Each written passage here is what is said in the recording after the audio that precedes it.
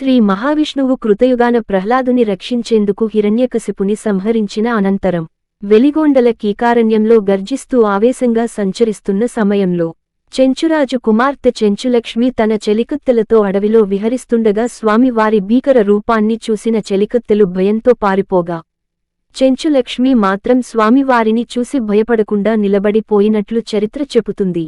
దీంతో ఆమె ధైర్యసాహసాలు అందచందాలకు ముగ్ధుడైన స్వామివారు చెంచురాజుకు కప్పం చెల్లించి ఆమెను వివాహం చేసుకుని ఆ సుందరవనితను పెనవెసుకొని శిలారూపంలో ఇక్కడ స్వయంభువుగా వెలసినట్లు పురాణ కథనం. దీంతోనే స్వామివారిని పెనుసిల లక్ష్మీనరసింహస్వామిగా పిలుస్తారు. అయితే చెంచులక్ష్మిని స్వామి వివాహమాడారని తెలుసుకున్న ఆయన భార్య ఆదిలక్ష్మి అమ్మవారు ఆగ్రహించి స్వామికి అల్లంత దూరంలో ఏటి అవతల గట్టుకు వెళ్లిపోయినట్లు కథనం. దీంతో అమ్మవారికి ఇక్కడ దేవస్థానం నిర్మించారు. ఈ వీడియో మీకు నచ్చినట్లయితే వీడియోని లైక్ చేసి సబ్స్క్రైబ్ చేసి శ్రీరాముని కృపను పొందగలరు.